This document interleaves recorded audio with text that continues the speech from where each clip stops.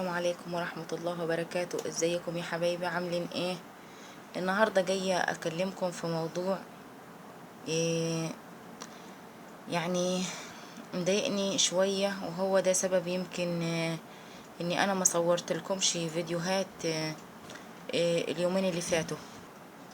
النهاردة يا حبايبي جاية اتكلم عن حقوق البنت اللي مسلوبة منها حقوقها، اللي لما تتجوز اهلها ينسوها وما يسألوش فيها. فحابة النهاردة احكي لكم عن حاجة كده بصراحة انا مستغربة لها جدا. ازاي ان الاب والام بعد ما تتجوز بنتهم ما يسألوش فيها نهائي؟ يعني ابدأ القصة كده ان شاء الله. يعني انا مش عارفة ملهاش حل دي او حاجة، ربنا يحنن قلوبهم. مع اني والله انا في رمضان البنات يعني مش عارفة ابدأ القصة ازاي، لان انا متضايقة بصراحة بسبب القصة دي. في بنات اعرفهم شخصيا، حوالي 6 بنات، إيه، كانوا يعني اخوات لأب وأم طبعا. ومعاهم 4 اخوات ولاد رجالة ما شاء الله. فحابة اقول وتستنتجوا خلاصة كلامي اني مش الابن هو ولا الولد هو السند، بالعكس. ساعات مش كتر الولاد هي اللي هتحمي اخواتها البنات وكده، لا. القصة يا حبايبي ان انا اعرف 6 بنات اخوات كانوا عايشين في بيت ابوهم، يعني امر الايام. كان ابوهم بيعملهم معاملة وحشة جدا جدا جدا. احنا طبعا عايشين هنا في الصعيد، فطبعا عندنا زرع وعندنا غيطان والكلام ده. فالمفترض ان الغيطان والزرع محدش يشتغل فيها غير الرجالة. المقتدر يجيب ناس تشتغله في ارضه، واللي ما عندهوش مقدرة يشتغل بإيده. فلكن راجل أب واخواته الولاد يسيبوا اخواتهم البنات يشتغلوا في الغيطان زيهم زي الرجالة، والبنات من بعد العيشة والمرار ي... أي حد يتقدم لهم فيقبلوا بالجواز على طول عشان يخلصوا من العيشة دي.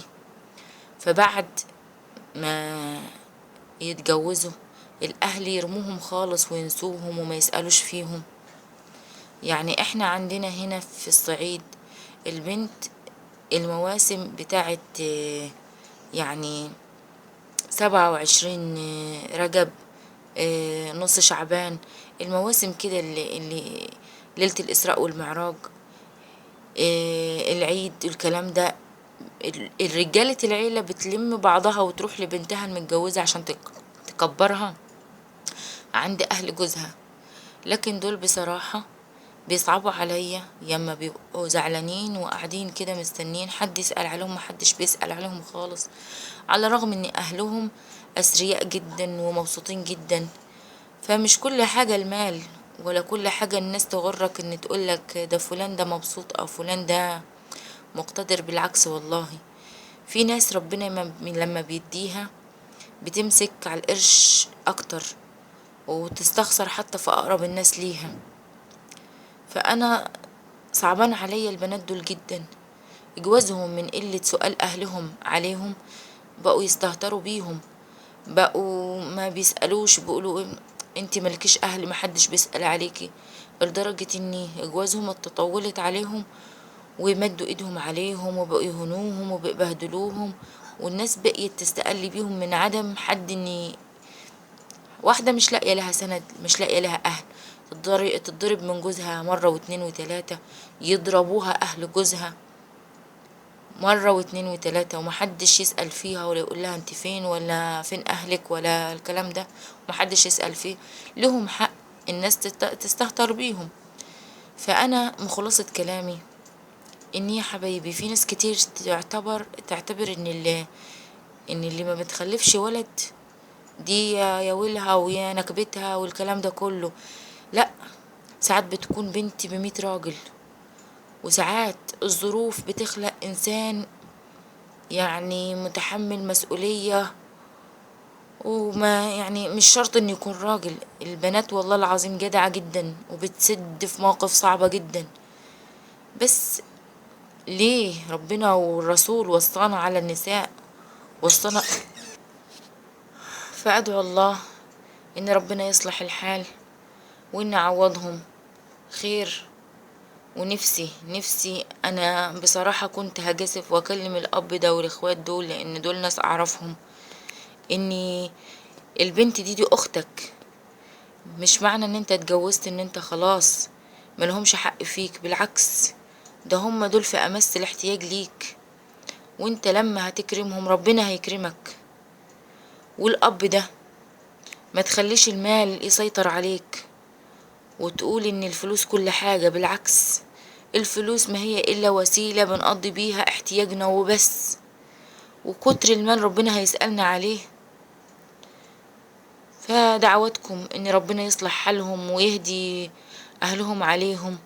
وحبيت اقول اني زي ما في عقوق للوالدين في عقوق للابناء، وكمان مش الابناء ده، دول بنات. الجنب الضعيف، الجنب اللي تكسروا اقل حاجة وترفعوا اقل كلمة طيبة وكلمة حسنة. فاي راجل عنده بنت احفظ بنتك وعزها وكرمها علشان ربنا يكرمك. فربنا يصلح الحال ويهديهم. وده كان حديث النهاردة عن حقوق البنت مع اهلها وطبعا مع زوجها.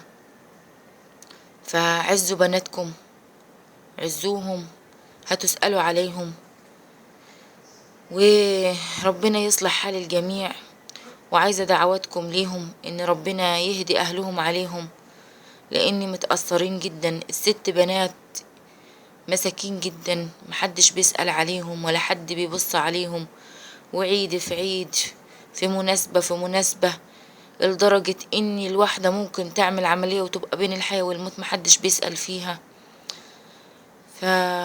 أسأل الله ان يصلح الحال ويهديهم. ودعواتكم، وده كان موضوعي النهاردة، وطالبة منكم الدعاء خالص لوجه الله ان ربنا يصلح حالهم يا رب ويبسطهم، لاني كل واحدة فيهم مرسوم على وشها الحزن بشكل شديد جدا. والواحدة يعني زعلانة ومهمومة اني النهاردة تمن يوم العيد محدش سأل عليها، لا هي ولا اخواتها، ولما بتيجي تشكيلي فبتصعب عليا جدا. فالحمد لله على كل شيء، وربنا يصلح الحال. وسلام عليكم ورحمة الله وبركاته. ما تنسوناش بقى في اللايك والشير وسبسكرايب، ويا ريت الاشتراك وتفعيل الجرس يا جماعة، لاني بلاقي اني الفيديوهات بتاعتي بتاخد يعني ان في ناس ما بتبقاش مشتركة في القناة. فليه يا حبايبي؟ عايزين القناة تكبر بيكم وليكم عشان نستفاد مع بعض. انا مش هقول افيدكم، انا بستفاد كمان منكم، من طلباتكم اللي بتطلبوها مني، من من حاجاتكم، من يعني من اقتراحاتكم. فإن شاء الله تكبر القناة بيكم وليكم إن شاء الله. سلام عليكم ورحمة الله وبركاته.